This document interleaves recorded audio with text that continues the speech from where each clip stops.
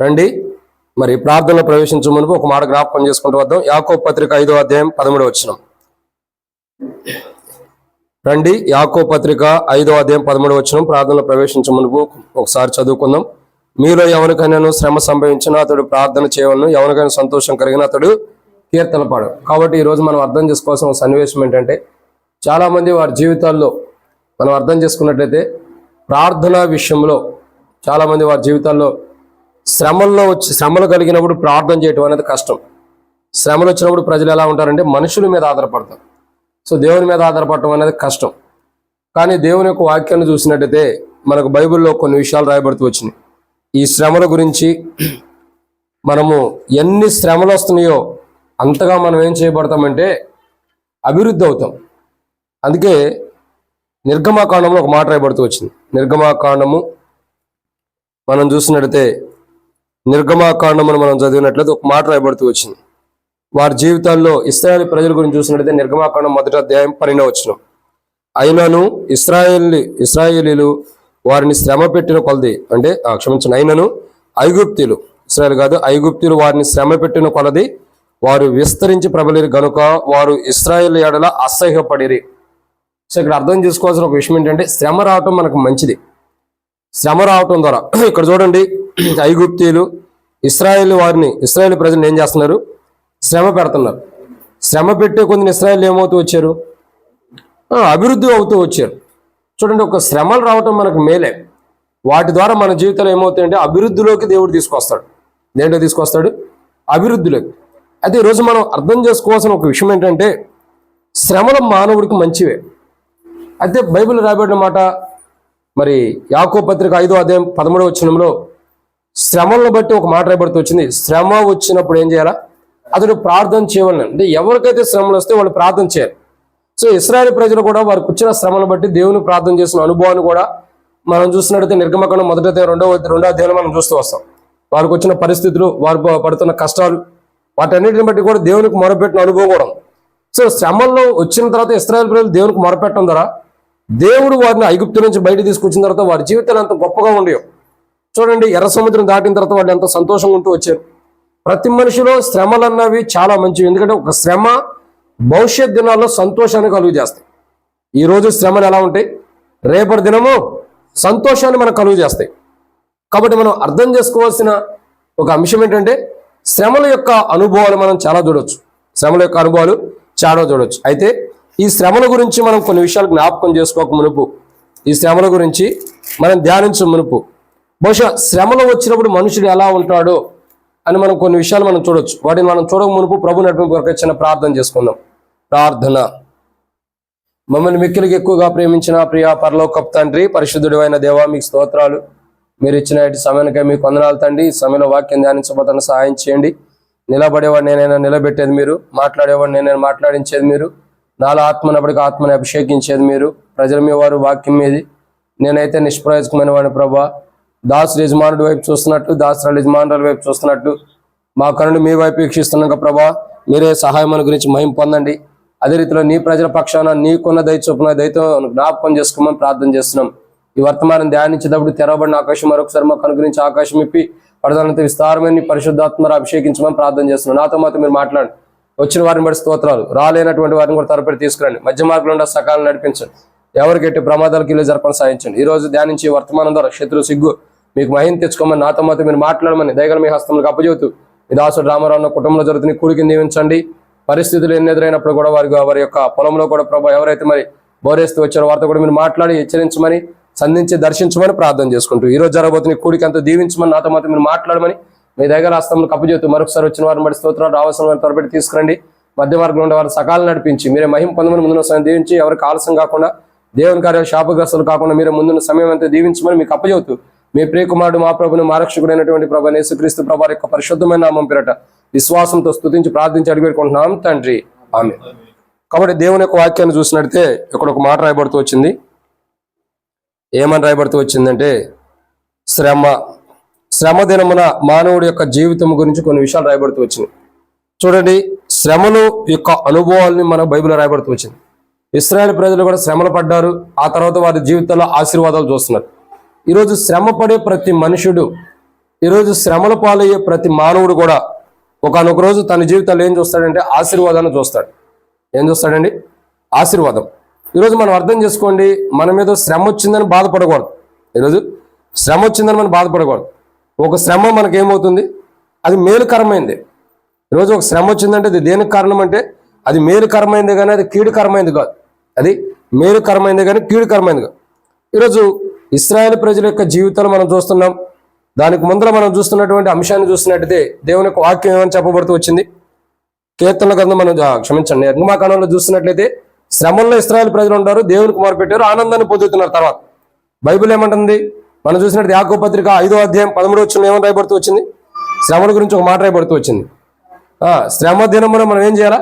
ప్రార్థన చేయాలి. ఈరోజు అర్థం చేసుకోండి, ఒక మనిషి శ్రమ వస్తే, ఒక మనిషికి శ్రమలు వస్తే ఎలా ఉంటాడు అని మనం అనుకుంటే బైబిల్లో కొన్ని విషయాలు ఉన్నాయి. అర్థమవుతుందండి? ఒక మనిషికి శ్రమలు వస్తే ఎలా ఉంటాడు అని అంటే బైబిల్లో కొన్ని విషయాలు ఉన్నాయి. అంటే మానవుడి జీవితంలో శ్రమలు రావటం ద్వారా ఈ 5 అంతల అనుభవంలో దాంట్లో మానవుడు ఉంటాడు. అయితే వీటిల్లో ఉన్నప్పుడు కూడా ఆ శ్రమను మనం తట్టుకోవడం కొరకు ప్రార్థన చేసుకోవాలి. ఎప్పుడైతే ఆ శ్రమను తట్టుకోవడం కొరకు మనం ప్రార్థన చేస్తామో అప్పుడు ఖచ్చితంగా మన ప్రార్థన దేవుడు ఆలకించే వారు ఉంటారు. సో రండి దేవుని యొక్క వాక్యం చూసినట్టయితే మానవుడి జీవితంలో వచ్చే శ్రమలను బట్టి మానవుడు ఎలా ఉంటున్నాడు అర్థమవుతుందండి. మానవుడి జీవితంలో వస్తున్న శ్రమలను బట్టి మానవుడు ఎలా ఉంటున్నాడు అంటే బైబిల్లో కొన్ని విషయాలు ఉన్నాయి. రండి దాంట్లో మొదటి మాటను మనం చూసినట్టయితే దేవుని యొక్క వాక్యంలో ఒక మాట ఉంది. మానవుడి యొక్క జీవితంలో మానవుడికి వచ్చిన శ్రమలను బట్టి మానవుడు ఎలా ఉంటున్నాడు అని అంటే బైబిల్లో కొన్ని విషయాలు ఉన్నాయి. రండి దాంట్లో మొదటి మాటను చూసినట్టయితే కీర్తనల గ్రంథం 38వ అధ్యాయం, కీర్తనల గ్రంథము 38వ అధ్యాయము 6వ వచనం. కీర్తనల గ్రంథం 38వ అధ్యాయం 6వ వచనం. మానవుడి యొక్క జీవితంలో శ్రమలు రావటం ద్వారా, శ్రమలు వచ్చినప్పుడు మానవుడు ఎలా ఉంటున్నాడు అని అంటే బైబిల్లో కొన్ని విషయాలు ఉన్నాయి. దాంట్లో మొదటి మాట చూసినట్లయితే కీర్తనల గ్రంథం 38వ అధ్యాయం 6వ వచనం. నేను శ్రమ చేత మిక్కిలి కృంగి ఉన్నాను. సో మానవుడి జీవితంలో శ్రమ రావటం ద్వారా ఏం జరుగుతుంది? మొదట కృంగిపోయేవాడుగా ఉంటాడు. చూడండి, ఏ మనుషుడు లోపడైనా శ్రమ వస్తే, ఏ మనుషుడికైనా శ్రమ వచ్చినప్పుడు ఆ మనుషుడు ఎలా ఉంటాడంటే కృంగిపోయిన స్థితిలో ఉంటాడు. ఈరోజు మనం అర్థం చేసుకోవాల్సిన ఒక అంశం ఏంటంటే చాలా మంది యొక్క జీవితాలు తెలియనటువంటి స్థితి ఏంటంటే శ్రమల్లో మనకు వచ్చినప్పుడు శ్రమలు ఏ మానవుడికైతే వస్తాయో ఆ మానవుడు ఎలా ఉంటాడంటే కృంగిపోయిన స్థితిలో ఉంటాడు. అయితే యాకోబు పత్రిక 5వ అధ్యాయం 13వ వచనం మనం చదివిన మాట ఏంటి? శ్రమ దినమున మానవుడు ఏం చేయాలా? శ్రమ వచ్చినప్పుడు మానవుడు, చదవండి ఆ మాట, యాకోబు పత్రిక 5వ అధ్యాయం 13వ వచనం నేను చదువుతున్నా. మీలో ఎవరికైనా శ్రమ సంభవించినా అంటే శ్రమ వచ్చినా అతను ఏం చేయాలా? ప్రార్థన చేయాలి. సో శ్రమ దినమున శ్రమ వచ్చినప్పుడు మానవుడు ప్రార్థన చేయాలి. ఎందుకంటే శ్రమను మానవుడికి వచ్చినప్పుడు మానవుడు ఎలా ఉంటాడంటే శ్రమను బట్టి కృంగిపోయేవాడు ఉంటాడు. ఏ శ్రమలైతే మానవుడికి వచ్చినాయో, ఏ శ్రమలైతే మానవుడు వెంటాడుతున్నాయో, ఏ శ్రమలైతే మానవుడి దగ్గర ఉంటున్నాయో, ఏ శ్రమలైతే మానవుడితో ఉంటున్నాయో ఆ శ్రమను మానవుడిని ఏం చేస్తాయంటే కృంగదీసే స్థితిలో తీసుకెళ్తాయి. మానవుడికి వచ్చే ప్రతి శ్రమ మానవుడిని ఏం చేస్తుంది? కృంగదీసేది ఉంటుంది. అయితే ఈరోజు మనం అర్థం చేసుకోవాల్సిన మొదటి కోణం ఏంటంటే మనకు వస్తున్న శ్రమను బట్టి మనం కృంగిపోతుంటే మనం ఏం చేయాలా? ప్రార్థనా జీవితం కలిగి ఉండాలి. ఏం కలిగి ఉండాలండి? ప్రార్థనా జీవితం. ఈరోజు చాలా మందికి ప్రభులో ఉంటున్నాము, ప్రభు దగ్గరకు వస్తున్నామే కానీ ప్రభులో జీవిస్తున్నాము, కానీ శ్రమలు వచ్చినప్పుడు మనం కృంగిపోయినప్పుడు, శ్రమ రావడం ద్వారా మనం కృంగిపోతున్నాం. ఆ కృంగిపోయినప్పుడు ప్రార్థన జీవితం మానవుల్లో లేదు. శ్రమలు వస్తాయి కానీ శ్రమలు వచ్చినప్పుడు మనం ఏమవుతున్నాం? కృంగిపోతున్నాం. కృంగిపోయినప్పుడు మనం ఏం చేయాలా? కృంగిపోయిన మనం మరలా లేవనెత్తబట్టడం కొరకు మనం ప్రార్థన చేసుకోవాలి. ఈరోజు శ్రమలు రావటం ద్వారా మొట్టమొదటి ఏం జరుగుతుందంటే మానవుడి జీవితంలో కృంగిపోతున్నాడు. వచ్చిన శ్రమను బట్టి మానవుడు ఏమవుతున్నాడు? కృంగిపోతున్నాడు. తద్వారా మానవుడి జీవితంలో ప్రార్థన అనేది ఉంటుందా? ప్రార్థన అనేది చేయడానికి కూడా లేదు. కానీ యాకోబు పత్రిక 5వ అధ్యాయం 13వ వచనంలో మీలో ఎవరికైనా శ్రమ సంభవించినా అతను ప్రార్థన చేయాలని రాయబడుతూ వచ్చింది. ఎందుకు? శ్రమ వచ్చినప్పుడు మనం కృంగిపోతాం కాబట్టి, శ్రమ వచ్చినప్పుడు మనం కృంగిపోయినటువంటి స్థితిలో ఉంటాం కాబట్టి, మనం కృంగిపోయిన స్థితి నుండి లేపబట్టడం కొరకు మనం ఏం చేయాలి? శ్రమలో వచ్చినప్పుడు ప్రార్థన చేసుకోవాలి. మానవుడికి వచ్చే శ్రమల్లో మానవుడు కృంగిపోతాడు కాబట్టి వచ్చిన శ్రమను బట్టి కృంగిపోతున్న మానవుడు తిరిగి లేపబట్టడం కొరకు మనం ఏం చేయాలా? ప్రార్థన చేసుకోవాలి. ఇది మొదటి మాట. శ్రమలు వచ్చినప్పుడు మానవుడు ఎలా ఉంటాడు? శ్రమను బట్టి మానవుడు కృంగిపోతాడు. కృంగిపోతున్న మానవుడు లేపబట్టడం కొరకు శ్రమల్లో ఉన్న వ్యక్తి ప్రార్థన చేయాలి. ఇది మొదటి మాట. ఇక రెండో విషయాన్ని మనం చూద్దామండి. ఆ ఫోన్లో ఉన్నారా? కాళ్ళు అన్న వింటున్నాడా? ఇటువంటి ఫోన్ ఎడబడి క్లియర్గా ఉంది. కాబట్టి రెండో మాటను మనం జ్ఞాపకం చేసుకుంటూ వద్దాం. ఎవరైనా ఫోన్లో వాక్యం ఉంటే కూడా మనం ఇక్కడ దగ్గరలో పెట్టవచ్చు. ఇక్కడ కాబట్టి రెండో మాటను మనం జ్ఞాపకం చేసుకుంటూ వస్తున్నాం. మొదటి మాట చూసినట్టయితే శ్రమల్లో అని మనం చూస్తూ వస్తున్నాం. శ్రమలు వచ్చినప్పుడు మనుషుడు ఎలా ఉంటున్నాడండి? చెప్పండి. శ్రమ వచ్చినప్పుడు మనుషుడు ఎలా ఉంటున్నాడు? కృంగిపోయిన స్థితిలో ఉంటున్నాడు. మొట్టమొదటిగా శ్రమ రావటం ద్వారా మానవుడు కృంగిపోతున్నాడు. సో కృంగిపోవటం ద్వారా మానవుడి జీవితం ఇంకా అట్లాగే ఉండిపోతుంది. సో శ్రమల్లో కూడా శ్రమ దినం వచ్చినప్పుడు, శ్రమ సంభవించినప్పుడు, ప్రార్థన చేసినప్పుడు శ్రమల్లో మనం ఎలా ఉంటాం? ప్రార్థన చేయడం ద్వారా ఏం జరుగుతుంది? శ్రమల్లో కృంగిపోయిన మనం లేవనెత్తబడుతున్నాం. ఇది మొదటి మాట. ఇక రెండో మాటను మనం చూసినట్లయితే కీర్తనల గ్రంథము 38వ అధ్యాయం. కీర్తనల గ్రంథం 38వ అధ్యాయము 6వ వచనం. కీర్తనల గ్రంథము 38వ అధ్యాయము 6వ వచనం. నేను శ్రమ చేత మిక్కిలి కృంగి ఉన్నాను, మిక్కిలి దుఃఖాక్రాంతుడనై. దినమెల్లా ఎలా ఉన్నాడు? దినమెల్లా దుఃఖాక్రాంతుడై. కాబట్టి ఇక్కడ అర్థం చేసుకోవాల్సిన మరొక కోణం ఏంటంటే, శ్రమ రావటం ద్వారా మానవుడి యొక్క జీవితం ఏం జరుగుతుందండి? చెప్పండి, ఏం జరుగుతుంది? చూస్తున్నాం కదా, దుఃఖాక్రాంతుడుగా ఉంటామట. ఒక శ్రమ మానవుడు సంభవించిన శ్రమను బట్టి మానవుడు ఎలా ఉంటాడంటే దుఃఖాక్రాంతుడైపోతున్నాడు. ఎప్పటి వరకు? దినమెల్లా. ఈరోజు శ్రమ వచ్చిందంటే ఈ రోజల్లా కూడా మానవుడు ఎలా ఉన్నాడు? దుఃఖాక్రాంతుడుగా ఉన్నాడు. బహు దుఃఖంలో మానవుడు మునిగిపోయిట్టున్నాడు. సో ఇక్కడ అర్థం చేసుకోండి, శ్రమలు రావటం ద్వారా మానవుడు కృంగిపోతున్నాడు. కృంగిపోతున్న మానవుడు లేవనెత్తబట్టం కొరకు ఏం చేయాలా? చెప్పండి. కృంగిపోతున్న మానవుడు లేవనెత్తబట్టం కొరకు ఏం చేయాలా? ప్రార్థన చేసుకోవాలి. ఇది మొదటి మాట. ఎవరైతే కృంగిపోతున్నారో కృంగిపోతున్న వ్యక్తి లేపబట్టం కొరకు, శ్రమ వచ్చినప్పుడు కృంగిపోతున్నాడు కాబట్టి కృంగిపోయిన స్థితి నుండి లేపబట్టం కొరకు ప్రార్థన చేయాలి. రెండోదిగా, శ్రమ రావటం ద్వారా మానవుడికి ఏం జరుగుతుంది? మానవుని యొక్క జీవితంలో దినమెల్లా దుఃఖం ఉంటుంది. అదవుతుందండి. శ్రమ రావటం ద్వారా ఏం జరుగుతుంది? దుఃఖం ఎక్కువ వచ్చేసింది మానవుల్లో. చూడండి, ఒక శ్రమ మనకు సంభవించినప్పుడు మనలో ఏముంటుంది? ఆహా, నాకు శ్రమ వచ్చిందని సంతోషంగా ఉంటామా? గంతులు వేస్తామా? వేలేం. శ్రమ రావటం ద్వారా ఏం జరుగుతుంది? మానవుడి జీవితంలో దుఃఖం ఎక్కువ వస్తుంది. మానవుడి యొక్క జీవితంలో దుఃఖం ఎక్కువ వచ్చేస్తుంది. ఈ దుఃఖాన్ని బట్టి మానవుడు ప్రార్థన చేయలేడు. లోపలుండే దుఃఖాన్ని బట్టి మానవుడు ప్రార్థన చేయడం కష్టం. మానవుల్లో ఏదన్నా సరే ఒక బాధ ఉండా, ఒక దుఃఖం ఉండా, ఆ మానవుడు ప్రార్థన చేయడం అనేది కష్టం. అర్థమవుతుందండి? ఇక ప్రార్థన బయటికి రాదు. ఎందుకు? లోపడున్న దుఃఖము బయటికి ప్రార్థన రానివ్వదు. బయటికి ప్రార్థన రానివ్వదు. కానీ ప్రార్థనా జీవితం ప్రాముఖ్యమైనది. ప్రార్థనా జీవితం ప్రాముఖ్యమైనది. మేము ఒక సందర్భం జరిగింది మన జీవితంలో. నర్సాపూర్లో అన్ఎక్స్పెక్టెడ్గా మనకి ఊహించని రీతిలో సిస్టర్ డెలివరీ అయింది. నాకు ఇంటికాడ ఉన్న వాళ్ళందరూ వెళ్ళిపోయారు. సిస్టర్ డెలివరీ అయింది, ఇంటికి తీసుకొచ్చి ఇంటికాడ ఉన్న వాళ్ళందరూ వెళ్ళిపోయారు చిన్న పరిస్థితిని బట్టి. నేను ఒక్కడే మిగిలిపోయిన తర్వాత రాత్రి ఎన్ని గంటలకి? రాత్రి దరిదాపు 3 గంటలకు 2 గంటలకు ఫోన్ వచ్చింది. ఫోన్ చేసింది ఎవరంటే మాణిక్యం అన్న. ఏమని చేశాడు? అన్న, స్టీఫెన్ అన్న ప్రభు మహిమలో పిలువబడ్డాడని ఫోన్ చేశాడు. అదే రోజు తీసుకొచ్చాడు, ఇంటికాడ డ్రాప్ చేశాడు. అన్న లోపల రమ్మన్నా కానీ బయటికి వెళ్ళిపోయాడు. సరే, నైట్కి అన్న ఫోన్ చేశాడు. మా ఇంట్లో కూడా కొన్ని సిచ్యువేషన్ బట్టి అందరూ వెళ్ళిపోయారు. నైట్ ఫోన్ చేశాడు, అన్న మరి స్టీఫెన్ ప్రభు మహిమలో పిలువబడ్డాడు.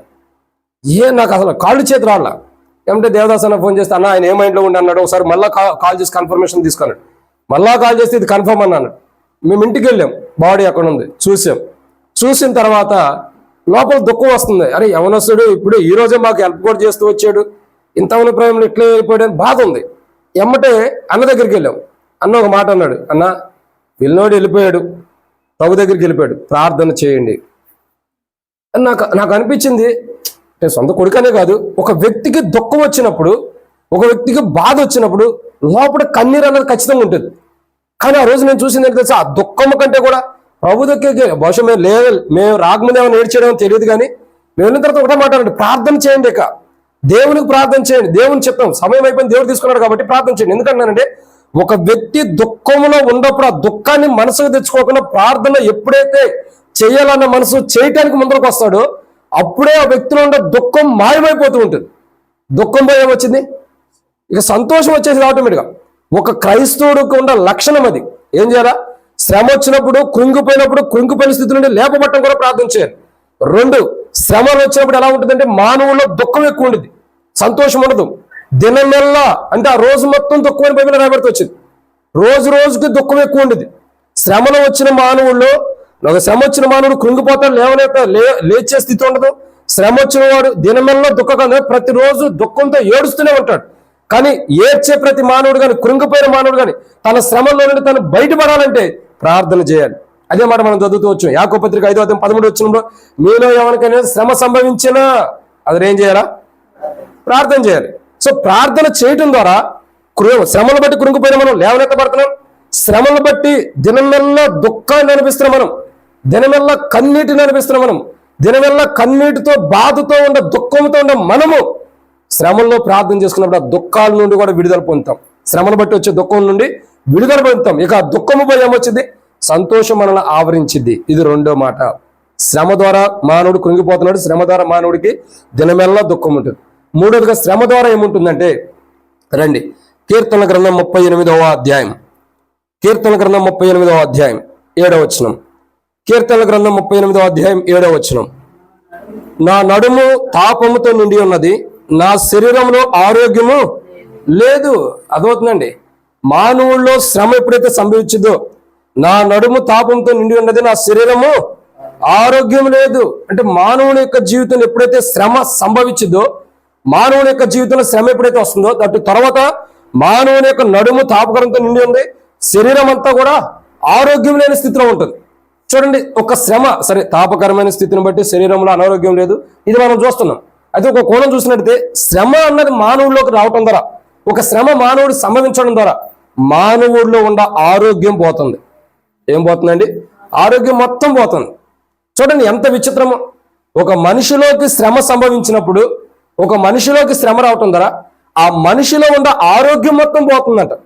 ఒకటి శ్రమలో ఏమంటాడు?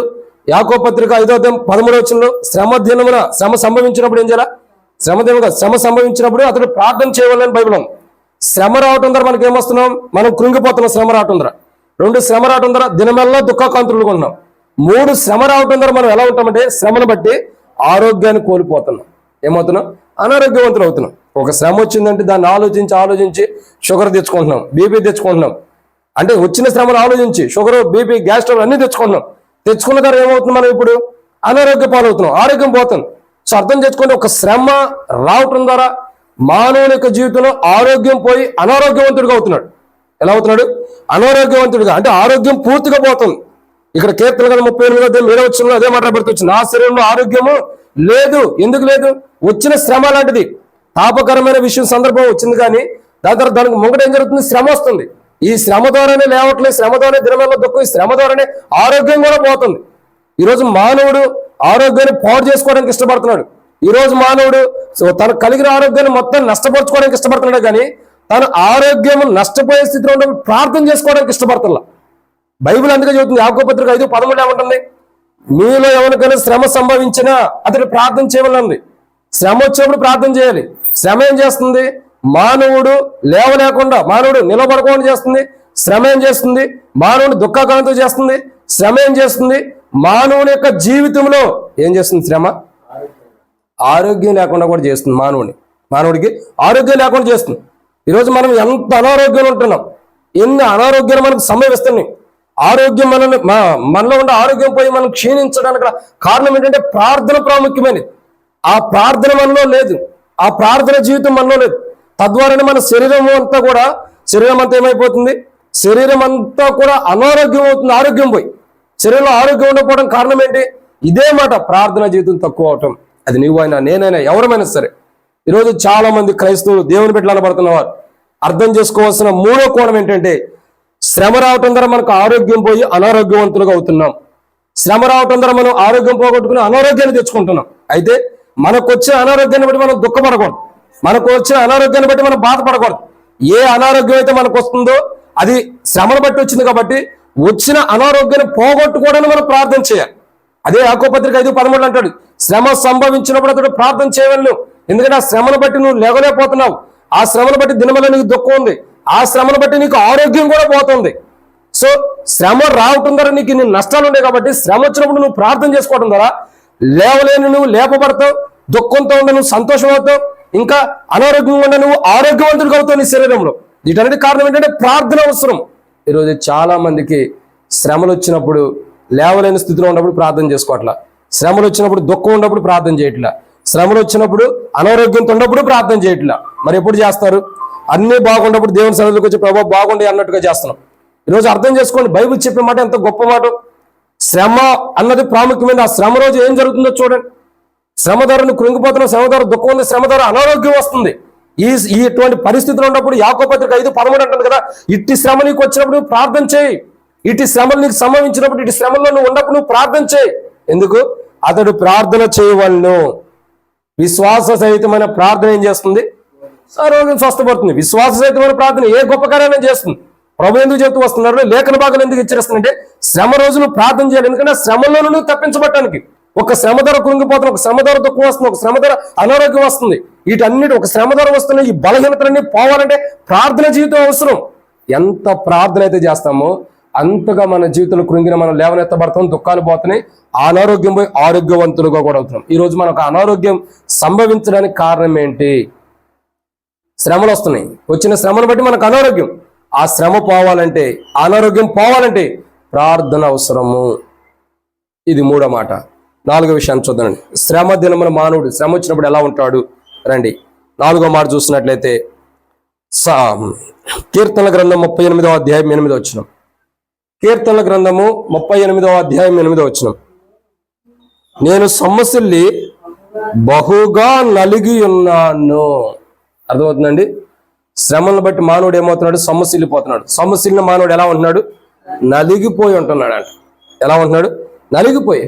నిజంగా చూడండి, మానవుని యొక్క జీవితం ఎంత దుస్థితిలోకి వెళ్తుందో. శ్రమ రావటం ద్వారా లేవలేకపోతున్నాడు, శ్రమ రావటం ద్వారా దినమెల్ల దుఃఖం ఉంది, శ్రమ రావటం ద్వారా దేహం నుండి ఆరోగ్యం పోయి అనారోగ్యం వస్తుంది. శ్రమ రావటం ద్వారా 4వదిగా మానవుడు నలిగిపోతున్నాడు అంటే బహుగా. ఎలాగోతున్నాడు? నలిగిపోతున్నాడు. ఎంత నలిగిపోతున్నాడంటే మీరు చూడండి, ఒక బస్సు కానీ ఒక కారు కానీ ఒక రోడ్డు ఏమిటి వెళ్తా ఉందనుకోండి. ఒక వ్యక్తి నడుచుకుంటూ వస్తున్నాడు, రోడ్డుకి ఒక పక్క గోడ ఉందనుకోండి, ఆ గోడ వైపు నుంచి ఉంటాడు. ఈ కారు అతని వైపు వెళ్తుంది. కారు అతని వైపు వెళ్తుంటే అతను ఇంకా వెళ్తాడు, అని వెనకసారి గోడకు అతుక్కుంటాడు. ఈ కారు వెళ్ళి అతన్ని తగులుకుంటూ అతన్ని ఆనుకుంటూ వెళ్ళింది అనుకోండి. అప్పుడు ఏమైపోతాడు? అతడు గోడకి కారుకి మధ్యలో ఏమవుతాడు? నలిగిపోతాడు. అవునా? ఇంకా మన భాషలో అర్థమయ్యే రీతిలో చెప్పాలంటే, ఇంకా బాగా తేటగా తెలుగులో చెప్పాలంటే, ఒక రోలు ఉంటుంది. ఆ రోడ్లో మనం ధనియాలు, మెంతులు, లేకపోతే కారము ఇవన్నీ వేసి గట్టిగా తొక్కుతూ ఉన్నాం అనుకో, ఏమైంది? దంచితే ఏమైంది? నలిగిపోతాయి. నలిగిపోయి ఏమవుతాయి? పౌడర్ అవుతూ ఉంటాయి. చూడండి, ఇక్కడ అర్థం చేసుకోండి, మానవుడు వచ్చిన శ్రమలను బట్టి మానవుడు ఏమైపోతాడంటే నలిగిపోతాడంట పూర్తిగా. రకరకాల పరిస్థితులను బట్టి వచ్చిన శ్రమలు ఎలాంటివైనా ఆ శ్రమలన్నింటిని బట్టి మానవుడు ఏమైపోతాడంటే పూర్తిగా నలిగిపోతున్నాడు. ఒక్కొక్కసారి మానవుడు అనుకుంటాడు, ఈ శ్రమలు తట్టుకునే కంటే నేను చచ్చిపోవటం మంచిది అనుకుంటాడు. ఏమనుకుంటాడు? ఈ శ్రమలు నేను ఎందుకు పడాలి? ఈ శ్రమలు ఎంతవరకు తట్టుకోవాలి? ఈ శ్రమలు తట్టుకునే కంటే నేను చావటమే మంచిది అనుకుంటాడు. ప్రియులారా, మానవుడు తన జీవితంలోకి వస్తున్న శ్రమలు, మానవుడి జీవితంలోకి వస్తున్న శ్రమలు ఎలాంటివి అంటే మానవుని నలిపేసి మానవుని చంపడానికి కూడా సిద్ధం చేస్తాయి. నేను సొమ్మసిల్లిపోయి నలిగిపోయి ఉన్నాను అంటే అర్థం ఏంటి? మానవుడి పైన వచ్చిన శ్రమను బట్టి మానవుడు సొమ్మసిల్లిపోయి నలిగిపోయి ఉంటాడు. ఇంకేమనుకుంటారో తెలుసా? ఈ జీవితం ఎందుకు, ఇంకెన్ని శ్రమలు పడాలి, చనిపోతే బెటరు. శ్రమలు రావడం ద్వారా మానవుడు సొమ్మసిల్లిపోయి బహుగా నలిగిపోతున్నాడు. ఈరోజు మనం ప్రార్థించుకోవాలి. మనం నలిగిపోవడానికి కారణం ఏంటి? బహుగా సొమ్మసిల్లిపోయి మనం నలిగిపోవడానికి గల కారణం ఏంటి? క్రైస్తవ జీవితంలో సొమ్మసిల్లిపోయినా, భౌతికమైన విధానంలో కానీ ఆత్మసారకు కానీ సొమ్మసిల్లిపోయి నలిగిపోవడానికి గల కారణం ఏంటంటే ప్రార్థన లేదు. శ్రమ వచ్చినప్పుడు శ్రమ రావటం ద్వారా బహుగా మనం ఏమైపోతున్నాం? సొమ్మసిల్లిపోయి నలిగిపోతున్నాం. శ్రమ రావడం ద్వారా సమస్యలపై బహుగా నలిగిపోతున్నాం. నలిగిపోవడానికి కారణం ఏంటి? శ్రమ వచ్చింది. ఈ శ్రమ నుండి పోవాలంటే ఏం చేయాలా? యాకోబు పత్రిక 5:13 రాయబడినట్టు శ్రమ దినమున మనం ప్రార్థన చేయాలి. శ్రమ దినమున మనం ప్రార్థన చేసినప్పుడు శ్రమను బట్టి బహుగా మనం నలిగిపోయిన స్థితి నుండి దేవుడు ఏం చేస్తాడు? మళ్ళా కాపాడగలడు. చూడండి, చనిపోయాడు లాజరు, తిరిగి దేహంతో మరలా తీసుకురాలా బయటికి. ఒక చిన్న పాప నిద్రిస్తుంది, ఆమె తిరిగి లేపలా చేయగలడు. ఎందుకంటే ఆయన మనుషుల్ని మంటిగా మార్చగలడు, మంటిని మనుషులుగా మార్చగలడు. నలిగిపోయిన స్థితిలో ఉండవారిని లేవనెత్తి మంచివారుగా చేయగలడు. మానవుడు బహు పరిస్థితిని బట్టి కానీ సొమ్మసిల్లిపోయి, శ్రమను బట్టి సొమ్మసిల్లిపోయి, ఆ శ్రమను తట్టుకోలేక సొమ్మసిల్లిపోయి, అంటే సొమ్మసిల్లిపోవటం అంటే ఎండాకాలం మనం నడుచుకుంటే వెళ్ళామనుకోండి, ఆ ఎండ తట్టుకోలేక ఎండ దెబ్బకి నోరు మొత్తం తప్పుకొని వాటర్ లేకపోతే ఎలా పడిపోతామో అలా మానవుడు కూడా ఆ పరిస్థితిని, ఎండలాంటి పరిస్థితులు తట్టుకుని ఆ శ్రమల్ని తట్టుకోలేని స్థితిలో సొమ్మసిల్లిపోయి పడిపోయి నలిగిపోయి ఉన్నాడు. నలిగిపోయి శ్రమను బట్టి సొమ్మసిల్లి నలిగిపోయినటువంటి మానవుడు ఆ సొమ్మసిల్లిపోయిన స్థితిలో, ఆ నలిగిపోతున్న స్థితిలో, నలిగిపోయినటువంటి అనుభవం ఉన్నప్పుడు తన శ్రమ వచ్చి నలిగిపోతున్నాడు కాబట్టి వచ్చిన శ్రమను బట్టి ఏదైతే నలిగిపోతున్నాడో నలిగిపోయే స్థితిలో దేవుని సన్నిధిలో ఏం చేయాలి అతడు? ప్రార్థన చేసుకోవాలి. దేవుని సన్నిధిలో అయినా తాను ఎక్కడ ఉండగానే తాను నలిగిపోయిన స్థితిలో ఉన్నప్పుడు, సమస్యలపోయి శ్రమలు బట్టి నలిగిపోయిన స్థితిలో ఉన్నప్పుడు, తాను వేటిని బట్టి నలిగిపోయి ఆ శ్రమలను బట్టి ప్రార్థన చేసుకున్నప్పుడు ఖచ్చితంగా అతడు ప్రార్థన దేవుడు వింటాడు. ప్రార్థన ఖచ్చితంగా వింటాడు. సో శ్రమ మానవుడు ఏం చేస్తుంది? లేవలేకుండా చేస్తుంది. శ్రమ మానవుడు దుఃఖం తీసుకొస్తుంది. శ్రమ మానవుడు శరీరం నుండి ఆరోగ్యాన్ని తీసివేస్తుంది. శ్రమ బహు విధానంలో మానవుడు ఏం చేస్తుందండి? సమస్యలపై తీసుకెళ్లి బహుగా నలిగిపోయేటట్టు చేస్తుంది. సో ఒక శ్రమ మానవుడు సమస్యలపై నలిగిపోయే అనుభవం తీసుకొస్తుంది. అయితే ఈ నలిగిపోయినటువంటి స్థితి కానీ సమస్యలపై నలిగిపోయినటువంటి ఆ శ్రమను బట్టి ఏదైతే సమస్యలపై నలిగిపోయిందో దాని నుండి మనం బయటికి రావాలంటే ప్రార్థన అవసరం. ఏం చేయాలా? ప్రార్థన. అట్టి ప్రార్థన జీవితం మనం చేసినప్పుడే సమస్యలు పోయిన మనం మరలా తిరిగి లేపబడతాం. సమస్యలున్న మనం మరలా తిరిగి ఏమవుతాము? తేరుకోగలుగుతాం. ఎండలో పడిపోయిన వ్యక్తికి ఒక గ్లాసు నీళ్ళు ఇస్తే ఎలా తన ప్రాణం తెప్పరిల్లిద్దో, ఎలా తేరుకోగలిగిద్దో, అలా మరలా మనం తేరుకోవాలంటే, ఈ శ్రమల నుండి మనం కాపాడబడాలంటే, ఈ శ్రమల నుంచి విడుదల పొంది మరలా మనం శ్రమల్లో నుండి విడుదల పొంది తేరుకోవాలంటే ప్రార్థన జీవితం అవసరం. మనం ఎంత ప్రార్థన చేస్తామో అంతగా నలిగిపోయిన శ్రమలన్నింటిలో నుండి మనం ఏం చేయబడతాం? మరలా తేరుకుని బయటికి తీసుకురాబడతాం. ఇది 4వ మాట. శ్రమ మానవుడు సమస్యలు పోయి జడి చేసి సమస్యలు పోయిన మానవుడిని నలగొట్టేసిద్ది శ్రమ. అయితే సమస్యలు పోయి శ్రమను బట్టి నలిగిపోయిన మానవుడు తిరిగి మరలా సమస్యలు పోయిన స్థితి నుండి మరలా దప్పికొన్న తన స్థితి నుండి పూర్వ వైభవానికి మరలా తిరిగి నిలబడాలంటే ప్రార్థన జీవితం అవసరం. ఆ ప్రార్థన ఈరోజు మనకు కూడా అవసరం. ఇది 4వ మాట. శ్రమ మానవుడు సమస్యలపై జడి చేసి ఆ మానవుడిని నలగ కొట్టేసింది. ఇది 4వ మాట. ఐదో మాట చూద్దారండి. కీర్తన గ్రంథం 38వ అధ్యాయం 8వ వచనం. కీర్తన గ్రంథము 38వ అధ్యాయం 8వ వచనం. నేను సమస్యలు బహుగా నలిగి ఉన్నాను, నా మనోవేదన బట్టి కేకలు వేయుచున్నాను. కాబట్టి 5వదిగా శ్రమ రావటం ద్వారా మానవుడికి ఏమొస్తుందండి? మనోవేదన. ఈ మనోవేదన బట్టి మానవుడు ఏమవుతున్నాడు? కేకలు వేయుచున్నాడు అండి. ఎందుకని? తట్టుకోలేక. లోపల ఉండ బాధ అలాంటిది, లోపల ఉండ దుఃఖం అలాంటిది. చూడండి, మానవుల్లో మనోవేదన బట్టి మానవుడు ఏం చేస్తున్నాడు? తట్టుకోలేక కేకలు వేస్తున్నాడు. చూడండి, మానవుల్లో ఉండ మనోవేదన ఎంత భయంకరం ఉందో చూడండి. ఒక దేహానికి గాయమైందంటే అది కొంతసేపే బాధ, కొన్ని రోజులే, తర్వాత తగ్గిపోయింది. మనోవేదన ఉందనుకోండి, లోపల వేదన ఉందనుకోండి, ఈ మనోవేదన ఏం చేసిందంటే మానవుడు తట్టుకోలేని స్థితిలో తీసుకెళ్ళి తద్వారా మానవుడు ఏం చేస్తున్నాడు? కేకలు వేస్తున్నాడు.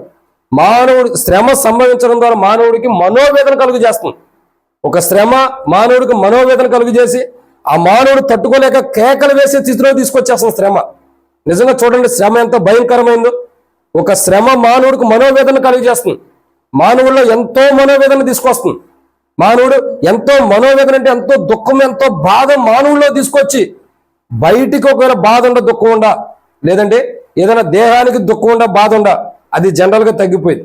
కానీ మనోవేదన ఉంటే, లోపల బాధ ఉంటే మనోవేదనతో ఉంటే అది తగ్గటం అన్నది కష్టం.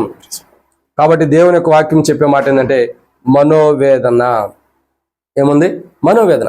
మానవుడి యొక్క జీవితంలో శ్రమ రావటం ద్వారా మానవుల్లో మనోవేదన వచ్చేస్తుంది. ఏమొస్తుందండి? మనోవేదన. వచ్చే మనోవేదన బట్టి మానవుడు ఏం చేస్తున్నాడు? కేకలు వేస్తున్నాడు. అయితే ప్రియులారా, ఒక్కొక్కసారి చూడండి, మనుషుల్లో ఉన్న బాధ, ఆ మనుషుల్లో ఉన్న బాధ ఏమవుతుంది? బయటికి చెప్పుకోలేక కేకలు వేసేవాళ్ళు ఉంటారు. లోపల ఉన్న బాధ బయటికి చెప్పుకోలేక కేకలు వేసేవాళ్ళు ఉంటారు. ఈరోజు మనం అర్థం చేసుకోండి, శ్రమ దినమున మనం ఏం చేయాలా? ప్రార్థన చేయాలి. ఎవరికైనా శ్రమ సంభవించినా అది ఏం చేయాలా? ప్రార్థన చేయాలి. శ్రమ వచ్చినప్పుడు ప్రార్థన చేయాలి. ఎందుకు? ఈ శ్రమ ఏం చేస్తుంది? మానవుడిని నిలబడుకోవాలని చేస్తుంది, కృంగదీస్తుంది. ఈ శ్రమ మానవుడు దుఃఖం ఇస్తుంది. ఈ శ్రమ మానవుడి దేహంలో ఉన్న ఆరోగ్యాన్ని తీసివేస్తుంది. ఈ శ్రమ సమస్యలపై బహుగా నలిగిపోయేటట్టు చేస్తుంది. ఈ శ్రమ మానవుడికి మనోవేదన గుర్తిస్తుంది. ఏం చేస్తుంది? మనోవేదన. అయితే ఈ శ్రమ ద్వారా ఇటు 5 అంతల బాధను మనం అనిపిస్తున్నాం. ఒకటి, కృంగిపోతున్నాం, దుఃఖం వస్తుంది, అనారోగ్యం వస్తుంది, నలిగిపోతున్నాము, మనోవేదన ఉంటుంది. శ్రమను బట్టి 5 అంతల అనుభవం మానవులకు వస్తుంది. తద్వారా మానవుడు ఇక ప్రార్థన చేయలేకపోతున్నాడు. అయితే ఒక విషయం అర్థం చేసుకోండి, మనం మొదట్లో చదివినట్లు నిర్గమాకాండంలో మొదటి అధ్యాయంలో చూసినట్టయితే ఇశ్రాయేలు ప్రజలు ఏం చేయబడుతూ వచ్చారు?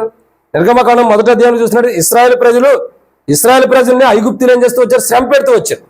ఇశ్రాయేల్ ప్రజలు ఐగుప్తీయులు ఎంత శ్రమ పెట్టారో, శ్రమ పెట్టిన కొలది ఇశ్రాయేల్ ప్రజలు ఏమవుతూ వచ్చారు? ప్రభులుతూ వచ్చారు, అంటే వర్ధిల్లుతూ వచ్చారు. కారణం ఏంటి? రండి, ఇశ్రాయేల్ ప్రజలు శ్రమల్లో కూడా వర్ధిల్లటానికి గల కారణం ఏంటి అని అంటే ఒకే ఒక మాట చూసి ప్రార్థనలో ప్రవేశిద్దాం, సమయం లేదు కాబట్టి. నిర్గమాకాండము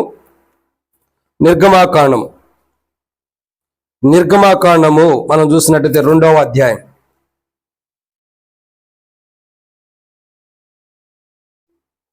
నిర్గమాకాండం 2వ అధ్యాయం 23 వచనం. అలాగే అనేక దినములు జరిగిన మీదట ఐగుప్తి రాజు చనిపోయాను. ఇశ్రాయేలీయులు తాము చేయుచున్న వెట్టి పనులను బట్టి నిట్టూర్పులు విడుచుచు మొరపెట్టుచుండగా తమ వెట్టి పనులను బట్టి వారు పెట్టిన మొర దేవుని యొద్ద చేరును. కాగా దేవుడు వారు మూలుగులు విని అబ్రహాం, ఇస్సాకు, యాకోబులతో చేసిన నిబంధన జ్ఞాపకం చేసుకున్నాను. దేవుడు ఇశ్రాయేలును చూచెను, వారి యందు లక్ష్యముంచాను. ఏం చేస్తున్నాడు దేవుడు? వారి యందు లక్ష్యమించాడు. కారణం ఏంటి? వారు శ్రమల్లో ఉన్నప్పుడు దేవుడికి మొరపెడుతున్నారు. వారు శ్రమంలో ఉన్నప్పుడు, వారు బాధలు ఉన్నప్పుడు ఇశ్రాయేల్ ప్రజలు ఏం చేస్తున్నారు? వారు పెట్టిన వెట్టి పనులు బట్టి విడుచుచు, నిట్టూర్పు విడుచుచు మొరపెట్టుచుండగా, అంటే ప్రార్థన చేస్తూ వస్తున్నారు. మొదటి అధ్యాయం మనం చూస్తూ వస్తున్నాం. మొదటి అధ్యాయం నిర్గమాకాండం 1వ అధ్యాయంలో 12వ వచనం మనం చూసినట్టయితే ఇశ్రాయేల్ ప్రజలు శ్రమలు చూస్తున్నాం. అదే శ్రమలు అనిపిస్తున్న ఇశ్రాయేల్ ప్రజలు 2వ అధ్యాయం మనం చూసినట్లయితే 23 నుండి 25వ వచనంలో చూసినట్టయితే ప్రార్థన చేస్తున్నారు.